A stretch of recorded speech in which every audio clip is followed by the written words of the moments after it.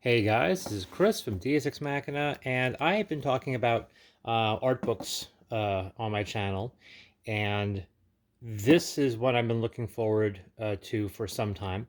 It was quite expensive, but it got cheap on Prime Day. So my birthday was just a couple weeks ago, so I kind of allowed myself to splurge, and I picked it up. So I want to reveal it because I actually haven't seen it yet, and I'll explain why. Oh, it's even facing directly. There it is. Uh, I have not been hiding the fact that I absolutely adore this film.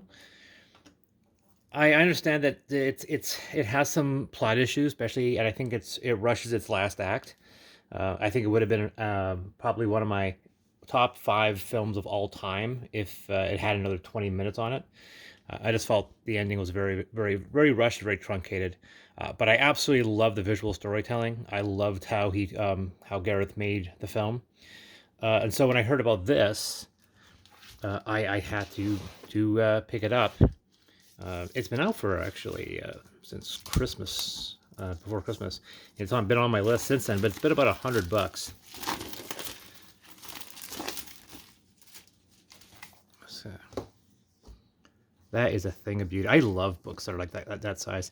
I'd love to. One of the things I've been talking to with my artist was to create a narrative art book and with RPG elements. So the RPG elements would be downloadable, but the art book would stand on its own. And I would wanted to do it in this format, this square format. Oh, these are company names. That's really cool. Get to a better view. But yeah, I'm going to go through this really quickly. And so if I lose you, then I lose you. But I wanted to take a look here. If you have access to Corridor Crew, they did a series where they talked to Gareth Edwards about how they did the visual effects. It's really, really fascinating. Um,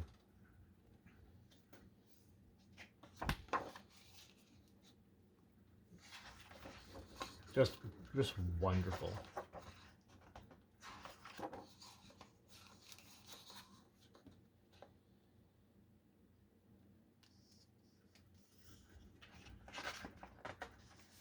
Now, in the text here, it's about the creation of the story. As we see all these wonderful illustrations. Oh yeah, that's really cool. It wouldn't have been really fascinating if it. Well, actually, it does explain some of the story. Then we also see some information here. In this world, two types of artificial life exist: easily recognizable mechanical robots and the more sophisticated simulants, which can almost pass off as human. So I'm looking forward to reading some of that. I would love to do a tabletop RPG on this. In many ways, I kind of have a lot of my aspects, so the way setting are like that. But I would love to have access to this artwork and make a creator TTRPG. The only downside, as I just said, it would be easy because it would be hard for me not to copy paste stuff that I already did because I have robots in a couple of my settings.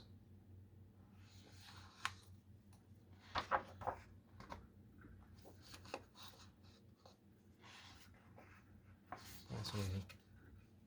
Yeah, I'm gonna read all of this in time.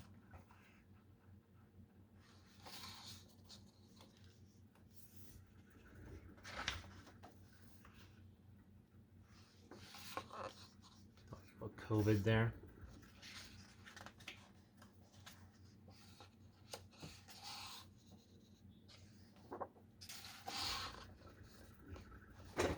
Hope you get. Unfortunately, there's a really bad glare there that I can't get rid of. Unfortunately, so you can see it as I lift it up. You can see the image there. So I do apologize for that. Let's move that out of the way. See, that improves it. There's still that glare on the top light, so sorry about that.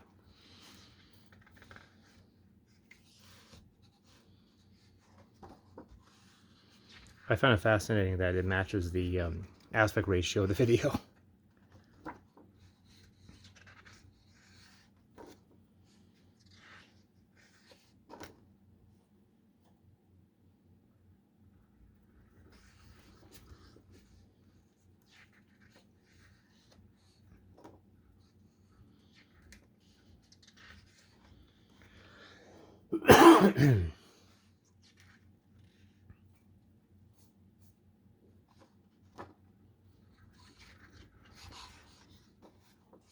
Oh, see, this is cool.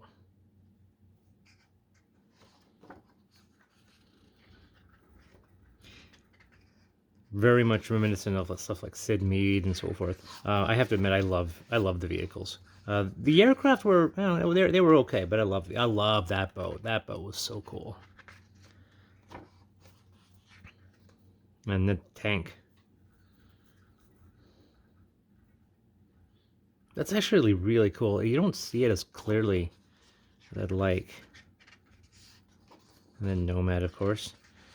I had one of my friends who was critical of this film was talking about how Nomad always seems to be at a different altitude, and it always seems to be different sizes, which I think you have a point. Now we're talking about the very specific visual effects. Some really nice imagery, though.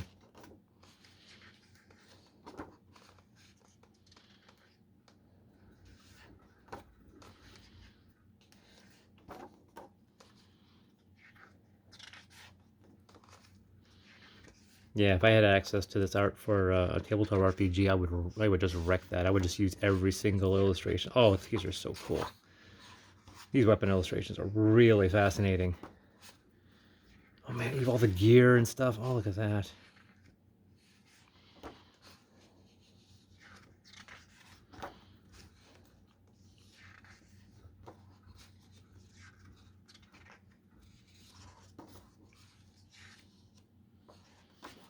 This is talking about the shoot, which is not as interesting to me, but for me, it's the visual style of it, though. The story is much more interesting to me.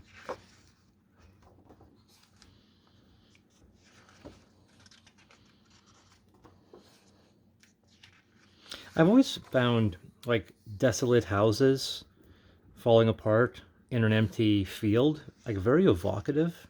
There's something really depressing about it. That's cool. That's very Sid Mead like.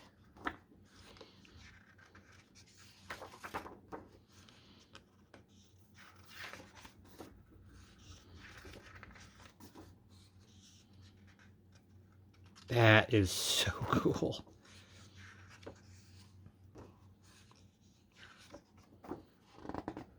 This is an image here. Thailand Part 2.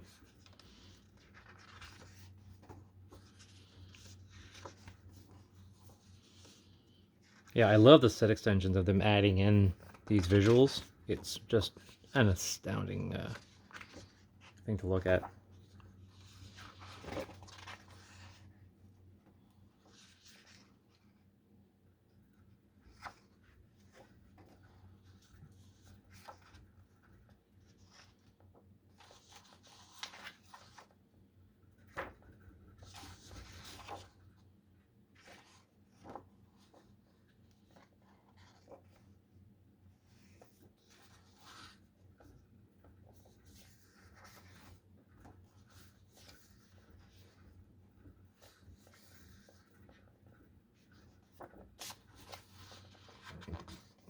I'm gonna watch the movie again today.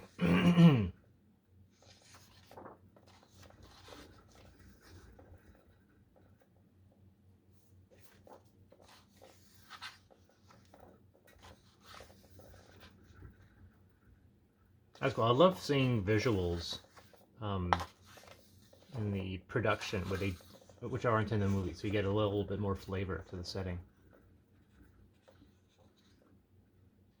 Yeah, there was one thing about like Nomad. What Nomad was seemed to be always kind of shifting. Like it was obviously a military base, and yet it didn't. It never explained why there were a bunch of simulants.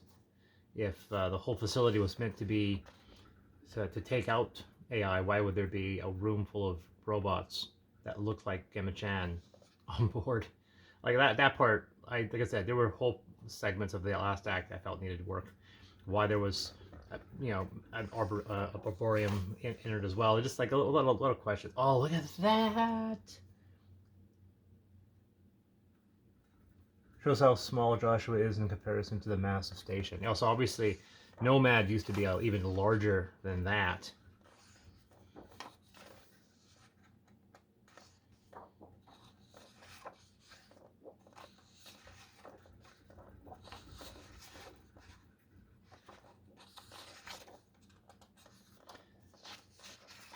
So that's it. Getting near the end. I'm going to read this as I often, over the next few days. But this is actually a hell of a big book. This is bigger than most. This is nice. But there you go. I mean, I would absolutely love to do an RPG of this.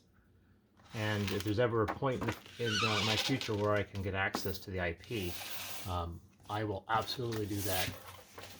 So there you go. There's the creator.